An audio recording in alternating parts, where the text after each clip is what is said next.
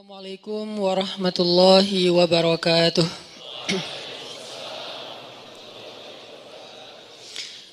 Alhamdulillahirabbil alamin. Alhamdulillahilladzi hadana li hadza wa ma kunna linahtadiya laula an hadanallah. Asyhadu an la ilaha illallah wahdahu la syarikalah. Lahul mulku wa lahul hamd wa huwa ala kulli syai'in qadir. Wa asyhadu anna Muhammadan abduhu wa rasuluhu la nabiyya ba'dah. Radina billahi rabba wa bi Muhammadin nabiyya wa bil islami dina. Rabbi syrah li sadri wa yassir li amri wahlul 'uqdatan min lisani yafqahu qawli. Allahumma salli wa sallim wa barik ala sayyidina Muhammadin wa ala alihi wa sahbihi ajma'in. Teman-teman sekalian, anak-anak muda Kota Bandung yang dirahmati Allah Subhanahu wa taala, barakallahu fiikum. Semoga Allah Subhanahu wa taala menjaga hati kita untuk selalu istiqomah di jalan Allah, hidup sebagai seorang muslim, hidup sebagai seorang hamba Allah, dan hidup sebagai seorang khalifatullah fil ard. Kita jadikan Islam bukan hanya ketika kita berada di dalam masjid, tapi Islam itu adalah cara hidup kita, Islam itu adalah selera kita, dan Islam itu adalah perilaku kita. Jadi Islam udah menjadi tes. Kalau kita memilih sesuatu itu, rasa yang kita inginkan itu adalah rasa atau cita rasa Islam. Terus juga perilaku kita, behavior kita, perilaku yang Islami, dan lifestyle kita juga lifestyle yang Islami. Arti lifestyle yang Islami bukan hanya simbol-simbol Islam, bukan hanya terpatok kepada slogan-slogan Islam, tapi lebih kepada konten dan substansi Islam. Sehingga kita menjadi seorang muslim yang kafatan, menjadi seorang muslim yang utuh. Arti utuh, dia tidak hanya menjadi muslim yang taat ketika berada di dalam masjid aja.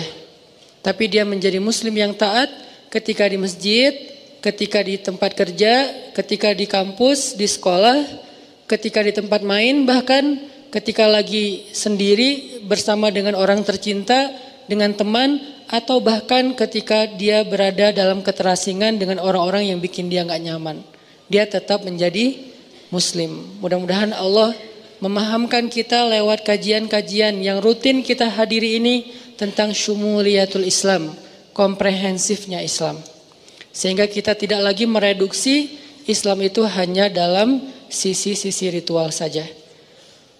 Malam ini kita akan coba bedah satu hal yang mudah-mudahan jadi motivasi juga buat kita dalam menjalani hidup, sekaligus membangun persepsi tentang kebesaran Allah Subhanahu wa taala.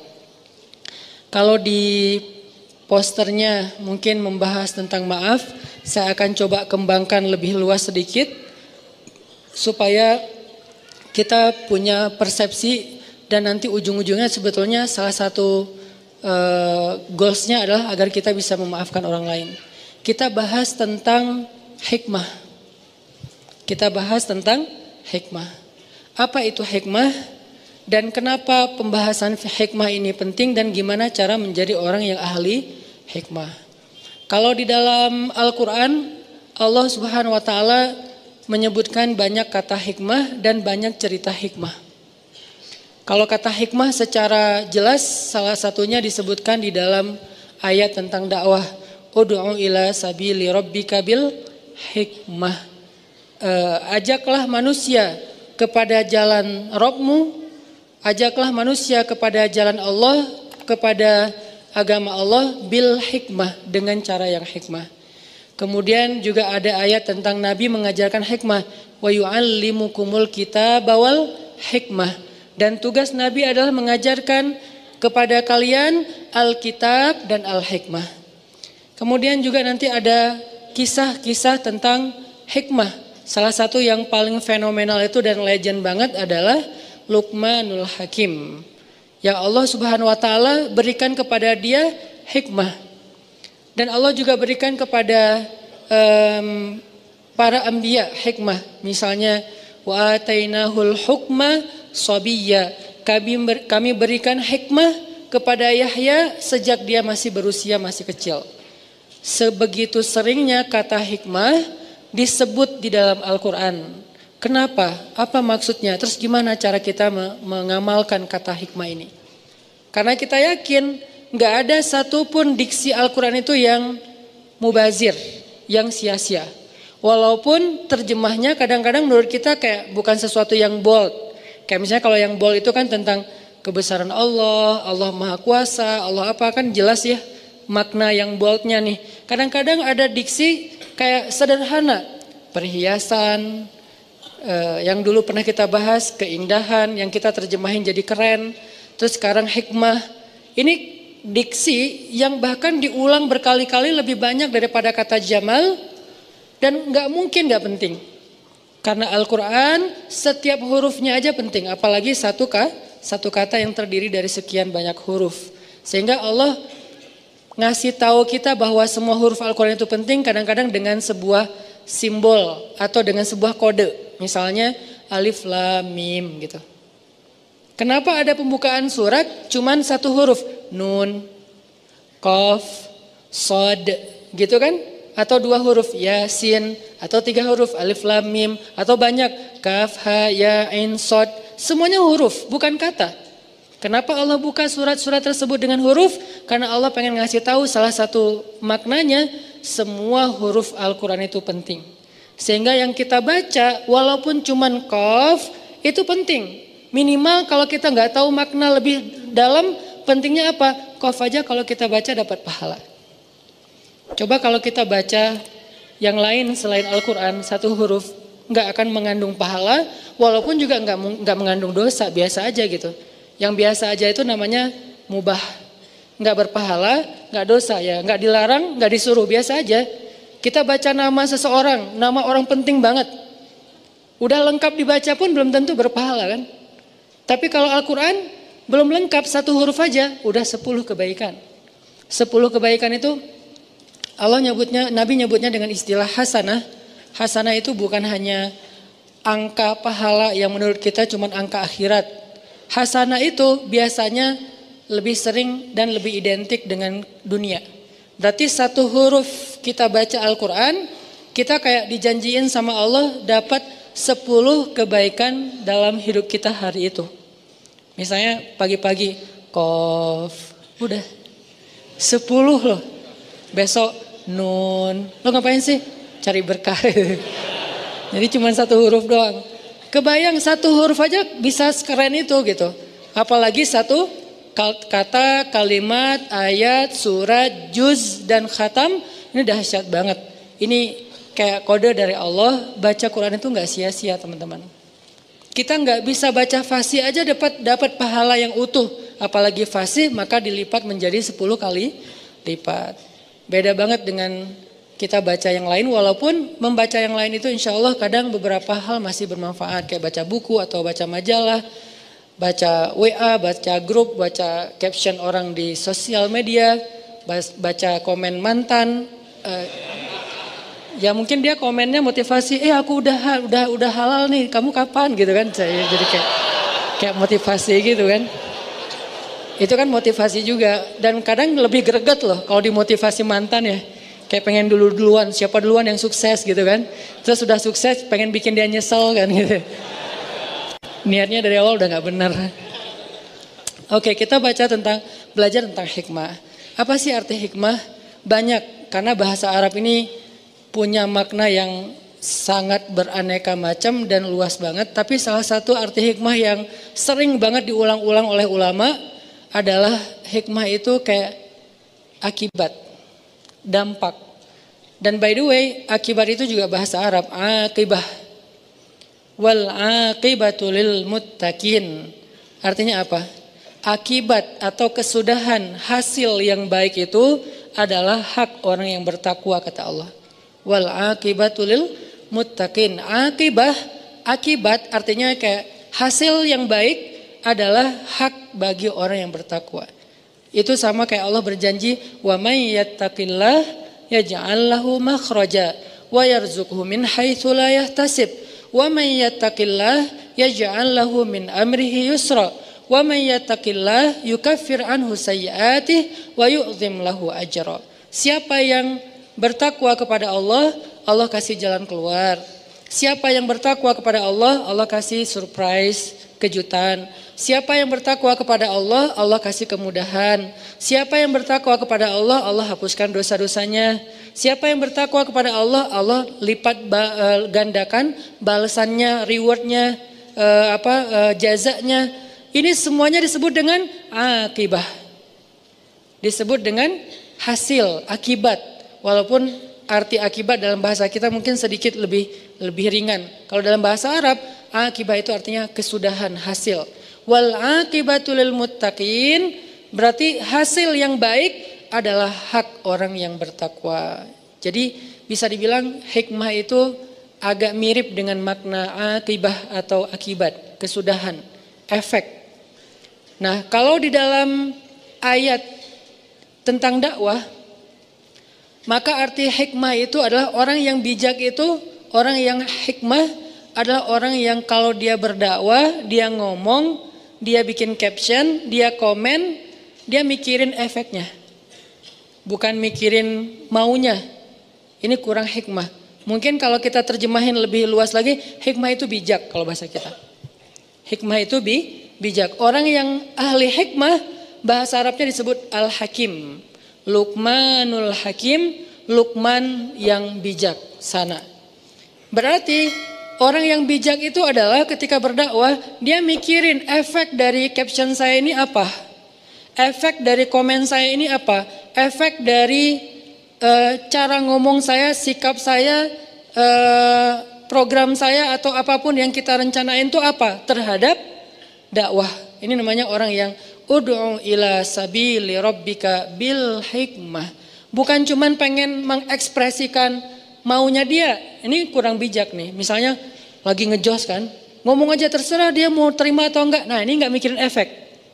Terserah orang mau nerima atau nolak, terserah dia. Yang penting saya kan udah ngomong. Nah, ini namanya agak sedikit belum matang menurut saya. Kenapa? Karena dia masih berdakwah untuk nunjukin sikap dia. Kalau dia tuh bold, kalau dia tuh ngejos, kalau dia tuh orangnya pemberani, orangnya misalnya sangat loyal kepada agama, pengen nunjukin doang kalau dia itu orangnya hebat gitu. Nah, ini belum bijak. Kalau orang yang bijak, dia nggak mikirin tentang ekspresi pribadi, dia mikirinnya, nih keterima nggak ya yang saya sampaikan? Nih kira-kira waktunya tepat nggak ya? Nih momennya udah pas belum ya? Nih kira-kira dia ngerti nggak ya kalau ngomongnya seberat ini atau serumit ini gitu? Ini namanya orang yang hikmah. Ud'u ila sabili rabbika bil hikmah. Ajaklah orang kepada agama Allah dengan bijaksana. Arti dengan bijaksana, kita terus mikirin banget apa ajakan yang buat orang insya Allah akan nyaman. Kemudian dia bisa faham, lalu dia nerima. Ini salah satu di antara arti hikmah. Tapi yang kita akan bahas bukan hikmah dari sisi itu, karena itu agak berat. Lagian itu bukan untuk dipraktekin sehari-hari, lebih ke orang yang memang khusus berdakwah atau apa gitu. Yang kita pengen bahas hikmah dalam kehidupan kita sehari-hari. Karena arti hikmah itu adalah efek, akibat, atau kesudahan, atau kejadian yang berlaku setelah sesuatu. Maka hikmah dalam kehidupan kita sehari-hari itu artinya adalah apa hal yang akan Allah tunjukkan setelah ini. Nah, ini nih arti hikmah. Makanya kan kita bilang ambil hikmahnya aja, kan suka gitu kan ya. Ambil hikmahnya aja. Itu kalimat nasihat tuh bijak banget loh, tuh keren banget dan penting tuh. Bukan sekedar basa-basi untuk bikin orang yang lagi kena musibah lebih sabar. Bukan basa-basi, itu nasihat yang mungkin diambil dari hadis-hadis yang banyak terus jadi satu kalimat sederhana. Ambil hikmahnya aja. Artinya tunggulah kejutan dari Allah, sesuatu yang baik sesudah ini, itu maksudnya. Dan orang yang ahli hikmah adalah orang yang paling sabar untuk menunggu kejutan itu. Ini orang yang ahli hikmah dalam konteks kehidupan sehari-hari. Orang yang paling sabar menunggu, apa sih yang Allah rencanakan di balik ini? Apa sih kebaikan yang Allah pengen ngasih di balik ini? Apa sih kejutan yang sedang Allah sediakan untuk saya di balik ini? Ini orang yang ahli hikmah banget, ini hakim banget nih. Dan itulah Luqmanul Hakim. Salah satu makna dari hakimnya Luqman, dia selalu mampu untuk bersabar menunggu kebaikan yang Allah sediakan untuk dia di balik satu ketentuan, takdir Allah atau apapun. Sehingga dia menjadi orang yang sabar, menjadi orang yang ridho. Ridho itu apa? Nerimo. Kalau sabar, kalau ridho itu nggak mau memprotes Allah. Kalau sabar itu dia nggak mau ngeluh, kalau ridho dia nggak mau protes. Kalau ngeluh kan lebih kepada masalah ya. Kok saya gini, kok saya gitu. Kalau protes, apa maunya Allah? Ini nggak ridho nih. Nah, Luqman menjadi orang yang paling sabar, ridho, happy lagi tuh. Padahal kalau kita lihat Luqman itu kehidupannya sangat biasa banget dibandingkan kita nih. Satu, dia orang Ethiopia, Habasyah, orang kulit hitam. Kayak satu kampung gitu sama Bilal. Kedua, dia budak. Dia, kalau kita gimana pun maaf mungkin miskinnya kita, diri kita tuh masih milik kita, bukan milik orang lain. Kalau budak sampai dirinya aja milik orang lain, terserah mau dijual kemana-mana. Bahkan kalau dia nikah, dia hanya boleh menikah dengan sesama budak yang istrinya juga milik orang lain, milik tuannya. Kita kadang-kadang sebagai orang yang mungkin kerja di orang lain ngerasa sebagian dari waktu kita itu milik perusahaan, milik atasan kita, yang dia yang nentuin kamu harus masuk kerja, kamu nggak boleh cuti dulu sekarang, kan gitu kan. Kalau Luqman itu lebih dahsyat loh, seutuhnya dirinya, waktunya, bahkan kehidupannya milik tuannya. Dia nggak punya hak apapun, satu-satunya milik dia cuma hati doang. Karena itu yang nggak bisa dimiliki siapapun, cuman hati doang. Artinya dengan kondisinya sebagai budak yang gak punya apa-apa, yang bahkan dirinya, istrinya, anaknya semuanya milik tuannya, dia masih menjadi orang yang selalu mengatakan Alhamdulillah, Alhamdulillah, Alhamdulillah. Kok bisa orang kayak gini? Malah dia berbaik sangka terus sama Allah. Sampai dia nasihatin anaknya dengan goal supaya anaknya itu kagum kepada Allah. Allah itu baik banget sama kita. Allah itu selama ini selalu ngasih kita kebaikan, nikmat, anugerah, dan karunia segala macam. Kok bisa orang dengan status Luqman tapi malah lebih sering bersyukur kepada Allah? Sehingga salah satu kalimat hikmah yang Allah ajarkan kepada Luqman, anishkur lillah wa may yashkur fa innama yashkuru li nafsih. Kata Allah, kami berikan hikmah kepada Luqman sehingga dia menjadi orang yang bersyukur kepada Allah. Bukan kami berikan nikmat ya, ini beda nih, ini kalimat detail banget. Kami berikan hikmah kepada Luqman sehingga dia menjadi orang yang bersyukur. Harusnya kan kalimat yang kalau menurut kita harusnya yang lebih tepat tuh, kami berikan kepada Luqman nikmat sehingga dia menjadi orang bersyukur kan. Kenapa dia malah bersyukur tapi yang dikasih hikmah bukan nikmat? Ini bedanya pemahaman orang yang ahli hikmah dengan kita yang terbatas. Kalau buat kita, syukur itu untuk nikmat. Tapi buat Luqman, bukan itu yang paling penting. Ketika Allah udah berikan dia hikmah, kata Allah, wa may yu'tal hikmah faqad utiya khairan katsira. Siapa orang yang Allah kasih hikmah, berarti dia telah diberikan khairan katsira, kebaikan yang sangat banyak. Siapa yang dikasih hikmah oleh Allah, berarti dia dikasih khairan katsira. Allah yang bilang katsir. Kalau kita bilang, ya Allah dunia ini nikmat yang banyak. Kata Allah, dunia itu hanyalah mata'un qalil. Dunia itu cuman kesenangan yang qalil, sedikit. Sedangkan hikmah Allah bilang katsira. Terus sebanyak apa tuh? Kalau seluruh dunia ini dikumpulin, kita dapat emas, kita dapat segala macam harta tambang kayak gitu kan. Jadi punya pulau di mana-mana, kita jadi raja satu-satunya di muka bumi. Seperti Zulkarnain, seperti Fir'aun, seperti Namrud, seperti Sulaiman. Semua raja yang pernah ada, bukan raja yang sekarang. Raja sekarang kan kotak udah wilayahnya udah kecil-kecil ya. Kayak Raja Dubai, cuman Dubai doang. Abu Dhabi bukan milik dia. Padahal satu negara tuh, Emirat. Tapi dibagi dua raja. Yang satu bagiannya Abu Dhabi, yang satu lagi bagiannya Dubai. Yang satu pesawatnya Emirat, yang satu lagi pesawatnya apa? Ya itu deh, ada dua pesawat kan, kayak kita kayak Garuda sama apa gitu. Kita ada yang lain gak sih? Ya kalau di Emirat itu ada Emirat, ada satu lagi saya lupa. Etihad. Abu Dhabi Etihad, kalau Dubai Emirat, dua raja nih. Satu negara kecil yang penduduknya cuma 1,5 juta, itu kelihatan gimana istananya kalau teman-teman tahu Dubai itu.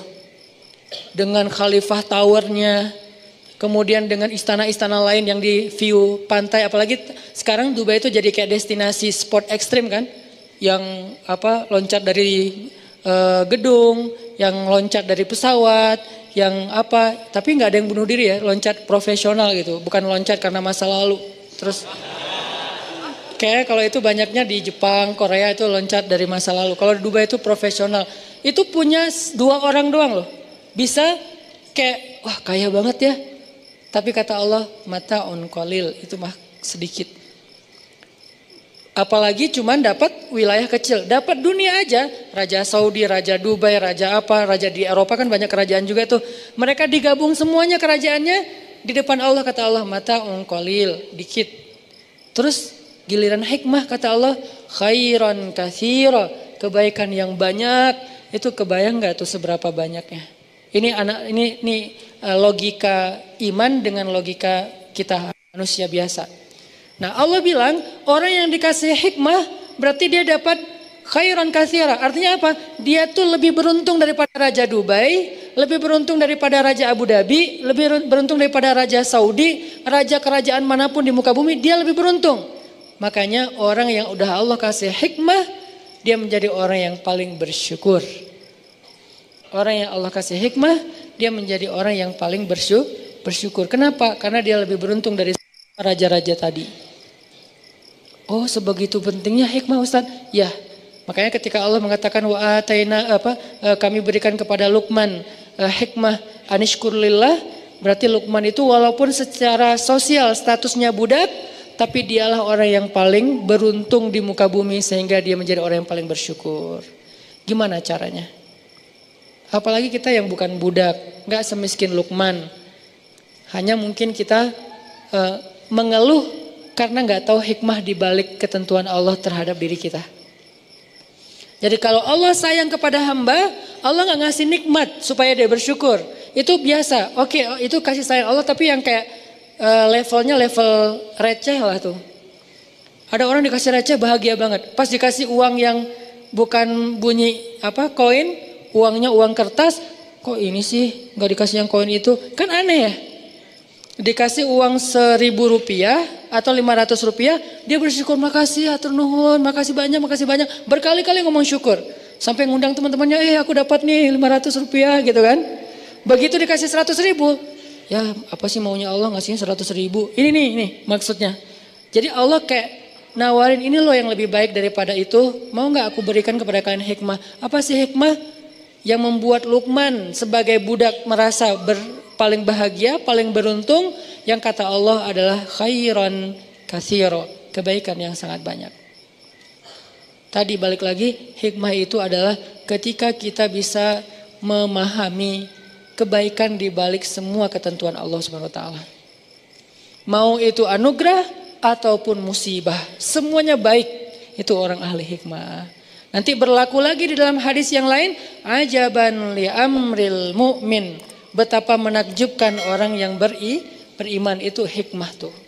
Hidupnya semuanya baik, dikasih anugerah baik, dikasih musibah baik, sehingga dikasih anugerah dan musibah buat dia semuanya diungkapkan dengan ridho. Bisa ridhonya dalam bahasa sabar, bisa ridhonya dalam bahasa syukur. Intinya dia ridho, saya terima ya Allah, saya terima ya Allah. Kan nerima itu enak ya. Saya terima nikahnya kan enak kan ya. Masa saya tolak nikahnya kan gak ada akad kayak gitu kan. Jarang banget ada yang orang ngomong saya terima nikahnya tapi cemberut. Jarang kan. Saya terima deh nikahnya. Gak ada kan orang kayak gitu. Rata-rata saya terima nikahnya tuh kayak calon mertua belum selesai ijab kita udah kabul gitu kan. Saya nikahkan, saya terima Pak gitu kan. Saking kayak lagi semangat banget gitu.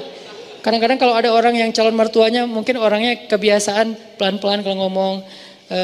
Ananda, saya sebagai ayahnya panjang ininya, atau kadang-kadang si MC-nya prolognya kepanjang banget, kapan akan nikahnya, keburu gempa, keburu apa, keburu kiamat gitu kan. Terus saya nggak sempat nikah lagi, pengen cepet-cepet. Makanya kalau si penghulunya bijak biasanya akad dulu nanti baru ceramah, biar mereka udah tenang dengerin nasihat. Beda dengerin nasihat tapi deg-degan. Ini akad jadi nggak sih? Ini akad jadi gak sih? Udah sejam ceramah teh. Kenapa ini ceramah kesannya kayak dilama-lamain? dan penceramahnya masih muda. Jangan-jangan kan bahaya banget gitu. Makanya pengen akad itu segera udah beres akad, si ceweknya kan hadir gitu kan.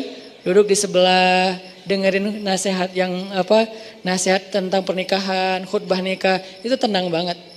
Artinya saya terima ya Allah tuh kita kayak berakad dengan Allah. Ya Allah apapun yang kau berikan saya yakinlah itu kebaikan buat saya terima. Raditu billahi robba, itu artinya. Wa bi Muhammadin Nabiya wabil islami dinan. Artinya kita emang terima banget. Nah ini nih orang yang nerimo ini, dia adalah buah dari ahli hikmah. Mengerti kebaikan di balik semua ketentuan Allah Subhanahu wa taala. Nah kita belajar tentang hikmah ini. Gimana sih biar jadi orang yang ahli hikmah. Kita bisa selalu yakin, enggak apa-apa deh kayak gini, ini kan qadarullah lah, udah Allah tentukan kayak gitu. Enggak apa-apa, tunggu aja bentar lagi ada kebaikan. Kayak gitu tuh. Kalau dikasih nikmat, anugerah, ya wajar banget kita bisa langsung menebak, alhamdulillah ini kebaikan. Tapi kalau dikasih ujian nih, belajar hikmahnya tuh untuk itu. Belajar hikmah untuk kalau dikasih ujian, dikasih musibah, dikasih sesuatu yang menurut kita kayak bukan maunya kita gitu. Kan sering banget ya dalam hidup kita Allah tentuin sesuatu yang bukan maunya kita. Saya juga sering kayak ngerasa gak enak sama Allah. Ya Allah maafin saya, kemarin udah salah sangka. Kemarin saya ngeluh, kemarin saya salah paham, kemarin saya nggak ngerti, kemarin saya ngomongnya nggak baik. Pas Allah tentukan begini dalam hidup. Adegan paling kecil aja dalam kehidupan kita. Kita rencanain ini, yang terjadi yang sebaliknya. Kita rencanain apa yang terjadi sebaliknya. Padahal kita udah ikhtiar maksimal dalam kerjaan, dalam kuliah, dalam apapun. Itu sering banget. Dan biasanya kalau kita sabar dikit, nanti kita akan tahu. Sabar ini artinya bukan diam ya. Sabar ini artinya jangan melenceng. Itu arti sabar. Tetap di situ, jangan melenceng. Tetap on the track. Jangan keluar dari syariat, jalan Allah. Syariat itu kan artinya jalan. Syariat bahasa Arab itu artinya jalan. Jangan keluar dari jalan itu. Jalan aja nggak apa-apa. Walaupun ada agak-agak badai dikit, gerimis dikit, terus mungkin ada godaan-godaan orang teriak-teriakin kita dikit, dibully, jalan aja. Bentar lagi kita akan ngelihat hikmah kebaikan yang Allah sediain. Kita sering mungkin kehilangan kebaikan hikmah karena kita nggak sabar, langsung belok. Ada masalah dikit, belok . Ada masalah sedikit, U-turn. Balik lagi ke tempat tadi, nggak jadi deh. Padahal mungkin jarak kita dengan hikmah itu tinggal selangkah. Jarak kita dengan hikmah itu tinggal beberapa hari lagi. Setahun udah berjalan, tinggal sehari lagi, putus asa namanya, balik arah. Akhirnya kehilangan kebaikan yang Allah janjiin. Mana buktinya, saya udah setahun nunggu. Padahal kalau dia nunggu sehari lagi dapat tuh. Sehari doang. Cuman kan kita nggak pernah tahu ya berapa lama. Dan itulah challenge-nya tuh di situ. Gimana dong Ustaz kalau kita nggak tahu? Justru kalau kita tahu namanya bukan hikmah. Karena hikmah itu sengaja Allah sediakan buat mereka yang yakin, bukan yang tahu. Mereka tahu setelah mereka yakin. Bukan mereka yakin setelah mereka tahu, yakin dulu, ntar kamu akan tahu, akan melihat buktinya. Nah ini yang disebut dengan iman, jalannya hikmah. Hikmah itu kayak buah, iman itu adalah akarnya, pohonnya ilmu, nanti buahnya adalah hikmah salah satunya. Jadi gimana caranya kita jadi orang yang gak gampang ngeluh ketika Allah uji, gak gampang putus asa, gak gampang berbalik arah, nggak labil, tetap jalan di situ. Dan kalau perlu level paling tingginya, begitu Allah kasih musibah, bersyukur. Emang nggak gampang sih, saya juga belum berhasil. Tapi setidaknya berbaik sangka dulu sebelum kita mampu bersyukur. Ya Allah, ganti dong musibah ini dengan yang lebih baik. Kan itu berbaik sangka kan dalam bahasa doa. Ya Allah, saya yakin Engkau kalau ngasih sesuatu yang ujian, hamba-Mu sabar.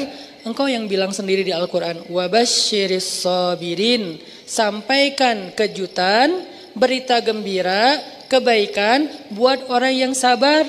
Manhum ya Rob, siapa orang yang sabar itu ya Allah? Kata Allah, orang yang alladzina idza asabathum musibah qalu inna lillah wa inna ilaihi raji'un.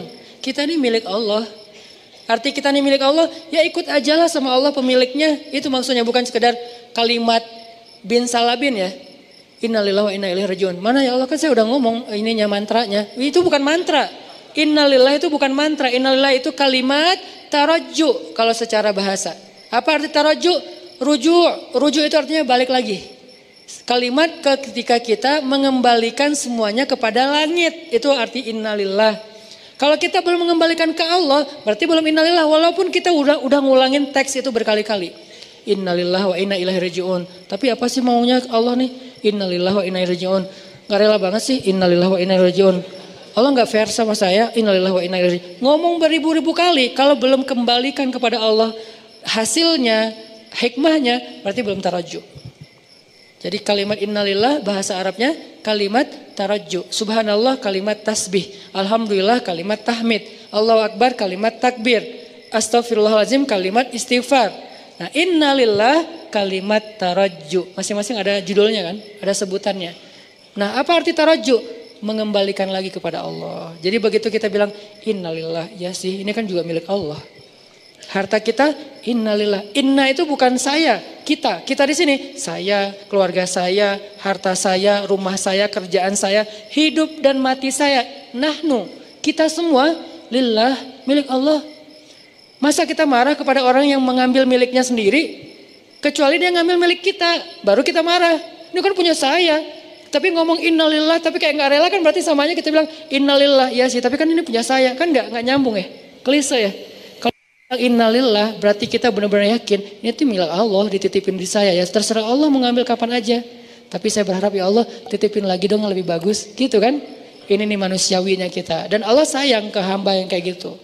Yang penting dia sadar, yang penting kamu jangan klaim itu milik kamu ya, apalagi ganti nama di sertifikat gak boleh. Namanya tetap nama saya, kamu cuma ngontrak. Begitu nanti kata yang pemilik rumah, kontrakannya nih udah habis, aku ambil ya rumahnya. Oh ya gak apa-apa, saya boleh ngontrak rumah yang lain yang punya tuan yang lebih bagus. Itu Allah suka kayak gitu. Yang gak Allah suka, enak aja nih kan saya udah tinggal di sini setahun, gak boleh kayak gitu. Kita tuh cuma ngontrak, terus ketika Allah mau ngambil, ridho aja. Innalillah, oh ya ini punya tuan, ambil aja. Boleh nggak saya tinggal, saya nggak punya rumah nih, boleh nggak saya tinggal di rumah bapak yang lebih bagus? Oh boleh, itu ada apartemen saya lebih bagus di pusat kota, boleh nggak apa-apa, tinggal aja di situ.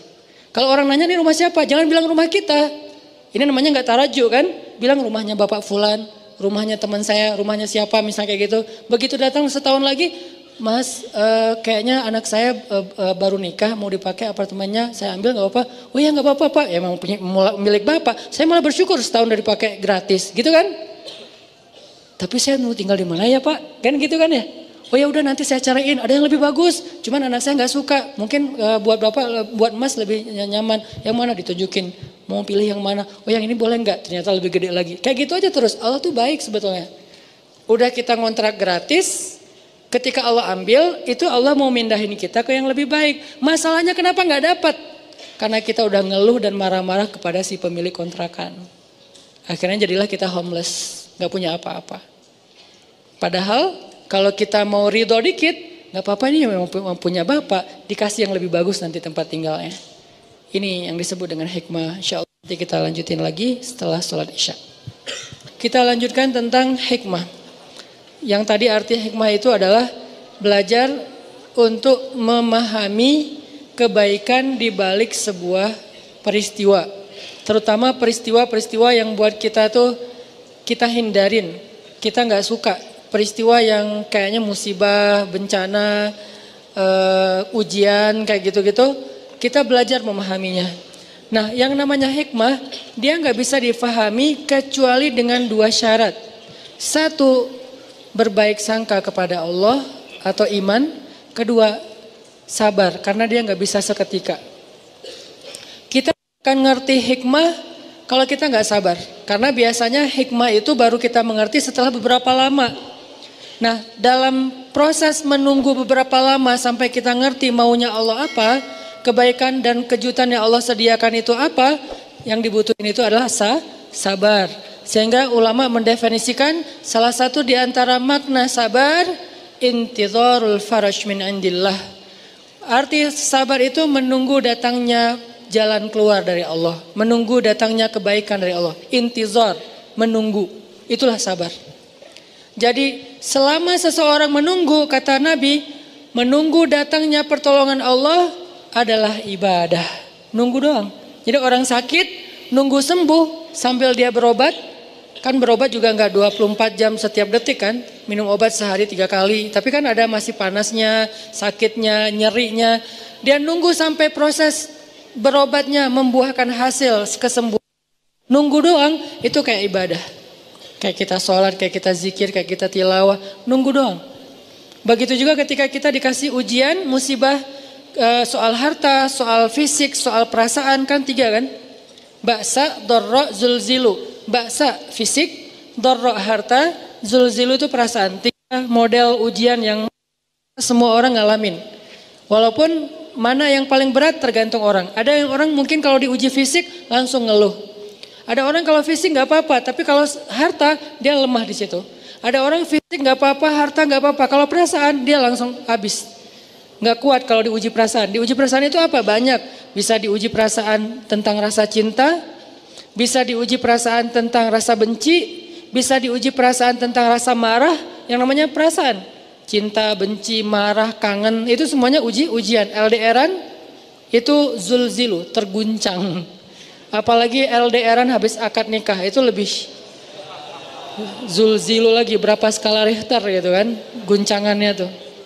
Karena zulzilu itu zalzalah, idza zulzilatil kan itu artinya guncangan. Cuman maksud guncangan di sini guncangan perasaan.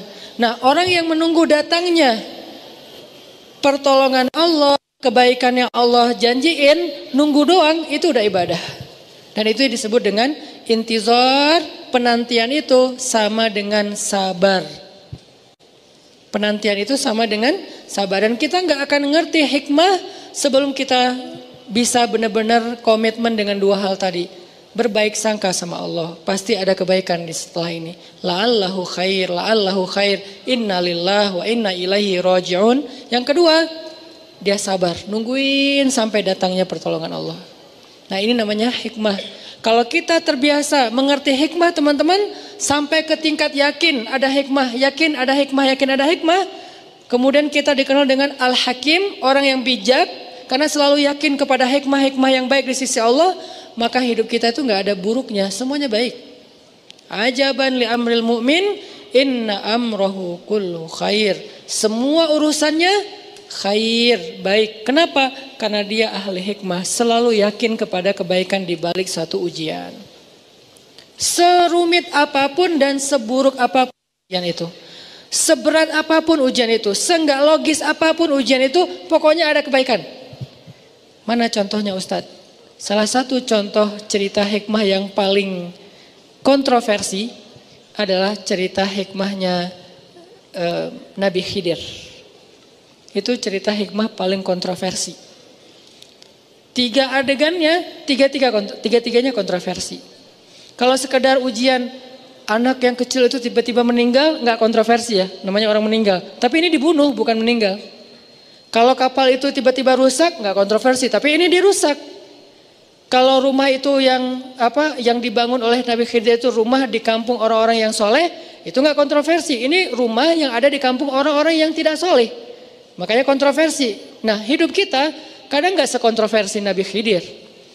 Berarti kalau terhadap apa yang terjadi kepada Nabi Khidir aja Musa harus bersabar, harusnya kita lebih sabar lagi terhadap apa yang kita alami dalam hidup. Sehingga ketika Musa protes, akhirnya Nabi Khidir bilang apa? Malam tasti', bukan tastati'. Udah disingkat sekarang. Tadi awal-awalnya tuh malam tastati'. Sekarang ujung-ujungnya malam tasti'. Artinya gak bisa banget sih. Kok gak bisa banget sih untuk sabar? Malam tasti' alaihi sabra.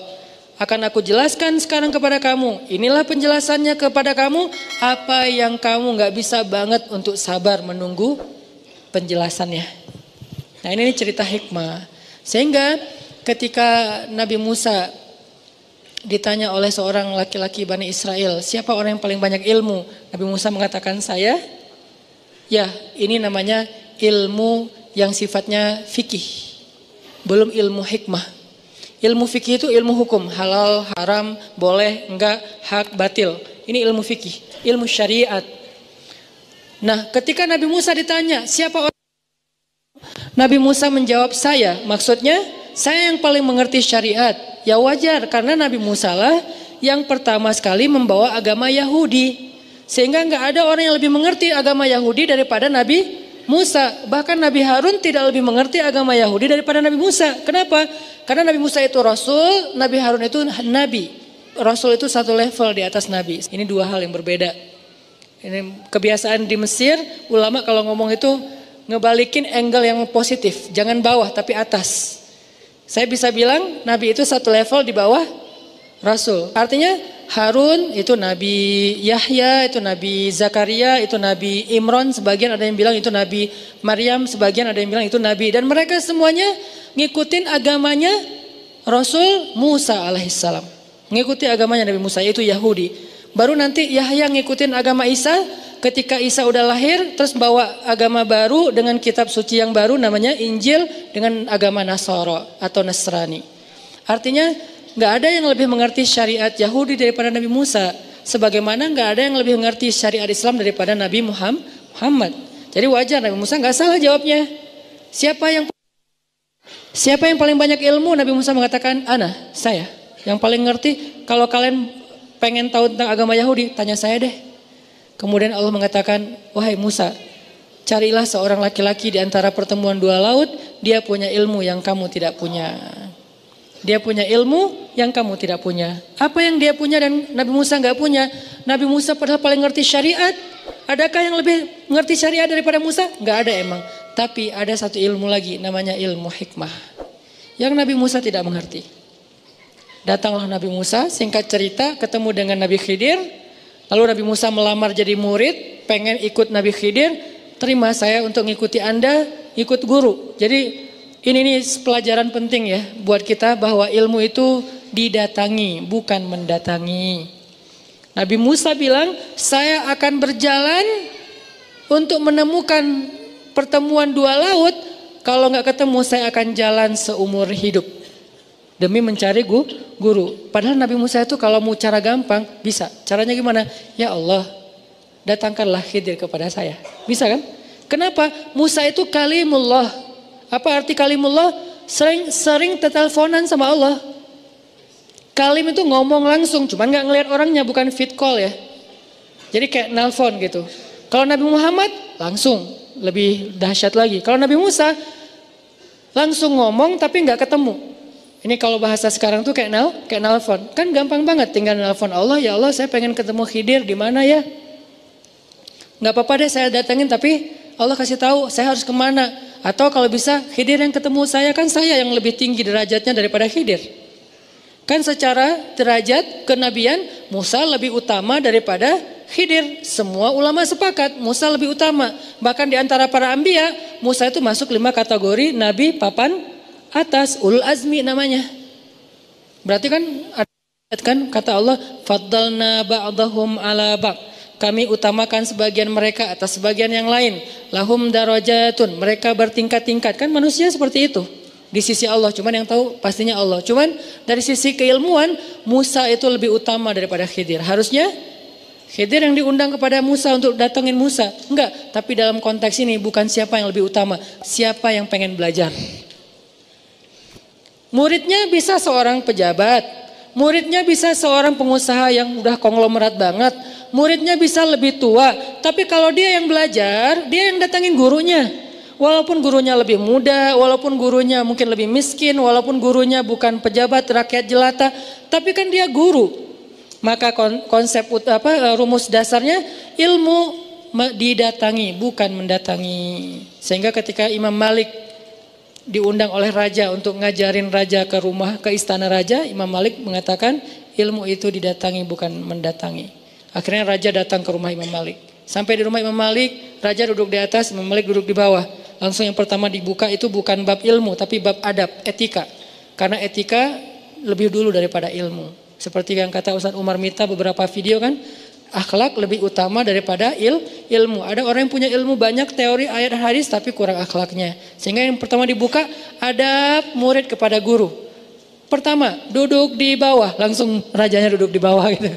Ini karena penting banget. Kok gitu sih, kok nggak langsung bahas aja hal haram? Enggak, tetap etika nomor 1. Akhirnya Nabi Musa jalan nyari Nabi Khidir. Pas sudah ketemu, pengen ikut guru, saya boleh nggak ikut engkau wahai Tuhan? Saya pengen belajar ilmu kepadamu. Apa jawaban Khidir? Kamu nggak akan sabar sama saya. Jadi yang mau diajarkan Nabi Khidir kepada Musa, sabar menunggu hikmah. Bukan tentang ini halal Musa, ini haram. Enggak, Musa udah ngerti itu.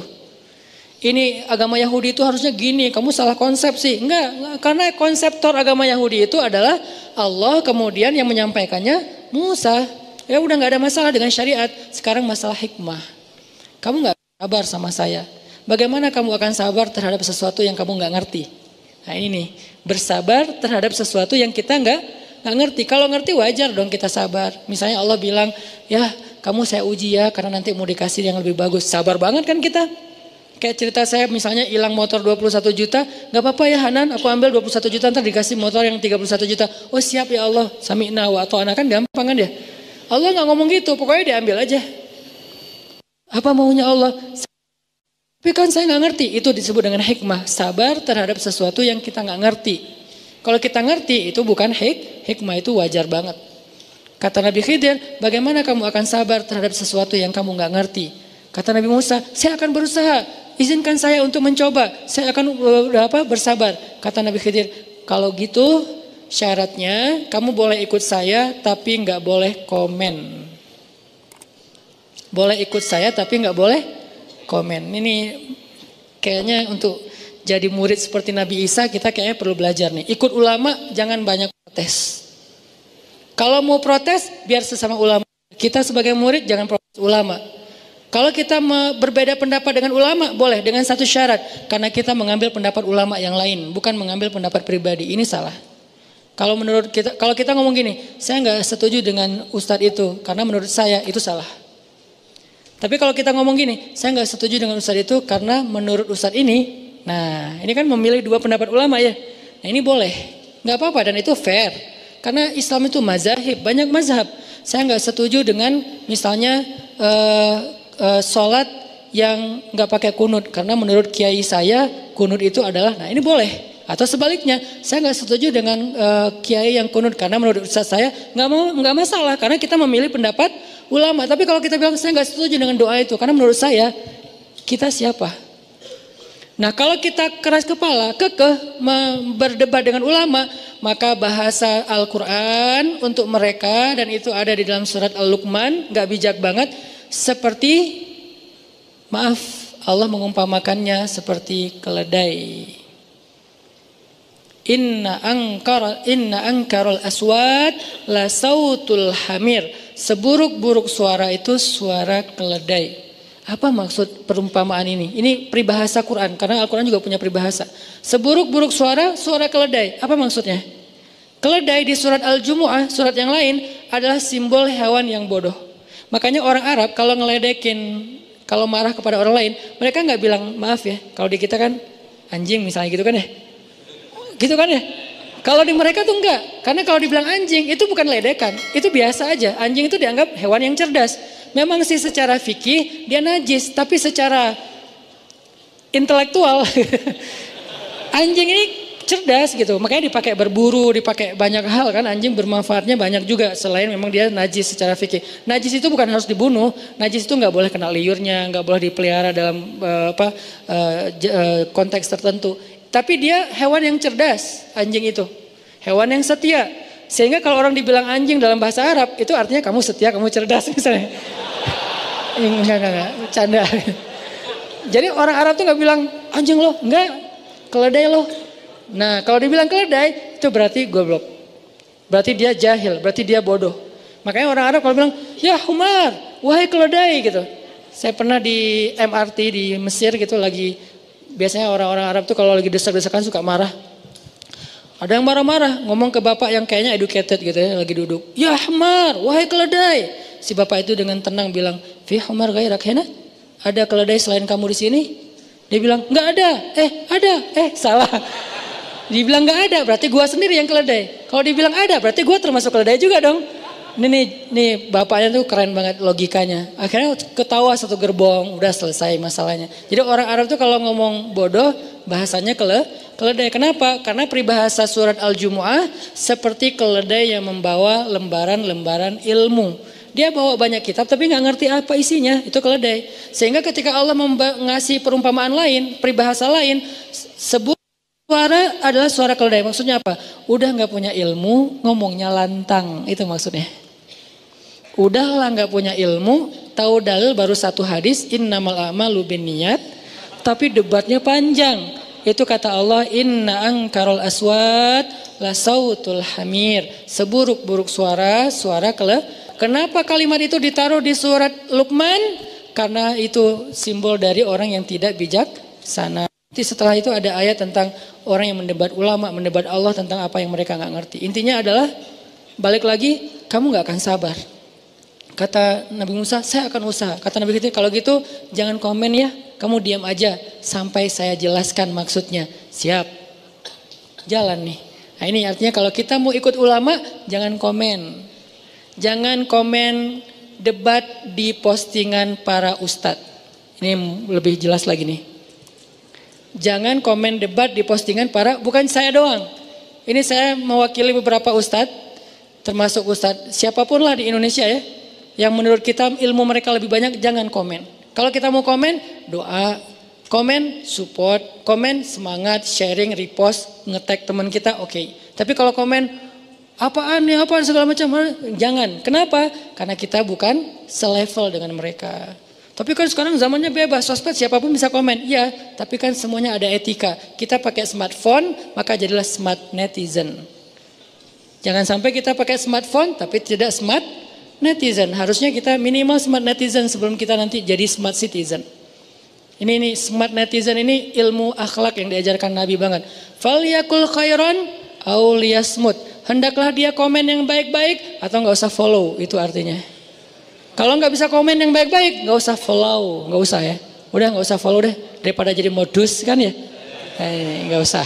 Ini artinya jangan komen di depan, di hadapan ulama kecuali yang baik maksudnya. Nah jalan nih Musa, jalan ketemu laut. Khidir itu kan secara bahasa Arab panggilannya Nabi Khadar, kan orang Arab manggilnya Khadar, di Indonesia Khidir. Arti Khadar itu green, bukan Hulk ya. Green di sini karena kemanapun Nabi Khidir jalan, negeri yang tadinya tandus gersang jadi hijau. Jadi gerakan Go Green itu mungkin foundernya adalah Nabi Khidir gitu. Dari zaman dulu. Karena kemana beliau pergi jadi hijau, subur, berkah gitu. Sehingga orang semuanya sayang sama Nabi Khidir. Senang sama Nabi Khidir. Ada Khidir lewat semuanya pengen menjamu di rumahnya. Kenapa? Rumah yang dimasukin Nabi Khidir berkah. Ternak yang ditunggangi Nabi Khidir berkah. Tiba-tiba jadi bisa ngeluarin susu. Tiba-tiba ternak itu jadi gemuk. Ini Khidir. Asal usul dari nama Khidir. Gak tahu nama aslinya apa. Ini kayak nama panggung kalau kita ya. Kayak nama sosmednya gitu. Cuman gak ada underscore, udah aja Khidir. Terus jalan, ketemu laut, pengen nyebrang. Pas mau nyebrang, ada kayak bukan rakit, perahu kecil. Nabi Khidir minta izin kepada pemilik perahu, boleh kami numpang nyebrang? Karena Khidir ini udah viral, semua orang tahu. Anda siapa? Saya Khidir. Oh ya silakan. Biar perahunya berkah, malah gratis kan? Supaya dapat berkah. Kayak postingan terakhir yang berkah, bukan angkanya. Tapi kadang-kadang kita nyari berkahnya gitu. Udah aja, kadang-kadang kan kalau hitungannya hanya angka, begitu nggak berbayar atau bayarannya kurang kita anggap rugi kan ya. Padahal kalau nyari berkah, kadang-kadang begitu bayarannya kurang di sini, kita ikhlasin karena niat pengen nolong, nanti Allah ganti yang lebih besar. Ini pentingnya berkah nih. Jangan hanya mencari angka, walaupun angka tetap sesuatu yang memang diperbolehin dalam agama. Jalan nyebrang, nggak perlu bayar. Berdua sama Musa jalan nyebrang sampai ke tujuan, udah nyebrang. Sebelum Nabi Khidir turun, Nabi Khidir ambil sesuatu alat untuk ngelubangin kapal. Orangnya diam aja, dilubangin terus nama Nabi Khidir. Sampai udah bocor, masuk air, pergi aja. Musa ngeliatin, maksudnya apa? Khidir jalan aja. Ini kenapa Khidir kok nggak jelasin dulu? Karena lagi pengen ngajarin hikmah. Kalau dijelasin, namanya bukan ngajarin hikmah, namanya ngajarin fikih. Kan fikih dijelasin dulu kan, biar kita tahu mana halal, mana haram. Jelasin dulu di awal, ini halal ya, ini haram, jangan ya. Itu fikih, syariat. Kalau hikmah enggak kayak gitu. Hikmah itu kita dengan Allah. Makanya kalau kita pengen bisa komunikasi dengan Allah, kita tuh harus ngerti hikmah. Kalau dengan manusia, kita ngerti syariah. Dengan manusia, syariah. Makanya syariatnya kan suka gitu kan bahasa kita ya. Syariatnya sih gitu, tapi hikmahnya Allah yang tahu. Nah, artinya komunikasi dengan manusia halal, haram, hak, batil, boleh atau enggak itu syariat. Oke, itu penting. Tapi ada satu lagi, komunikasi dengan Allah hikmah. Sehingga nggak dijelasin dengan verbal, tapi dijelasin dengan sebuah kenyataan nanti yang akan terjadi. Jalan aja Khidir. Diprotes sama Musa. Anzir nih, tunggu. Saya pengen nanya, kenapa Anda lubangi perahu orang yang udah memberi kita tumpangan gratis? Kan ini nggak baik. Kata Khidir, bukankah aku udah bilang kamu nggak akan sabar? Ya udah deh. Ya maaf saya lupa. Jangan marahin saya ketika la tu'akhizni. Jangan marah kepada saya karena saya lupa. Ya udah saya akan sabar kali yang akan datang. Beneran, jalan lagi. Oke, dimaafin. Jalan, ketemu anak kecil lagi pada main sama teman-temannya, dipegang sama Nabi Khidir, maaf dipatahin lehernya meninggal. Siapa sih yang nggak protes ngelihat adegan kayak gini kan ya? Tapi ini nggak boleh dicoba ya, nggak boleh tetap ada keterangan, hanya oleh profesional gitu. Yang profesional hanya Nabi Khidir, kita nggak pro, jadi nggak boleh nyoba-nyoba. Kenapa lo lakuin itu? Khidir, latihan. Jangan bunuh orang dengan alasan Nabi Khidir. Nabi Khidir hanya khusus satu orang dan the one and only lah, nggak akan ada duanya. Patahin, meninggal. Nabi Musa marah.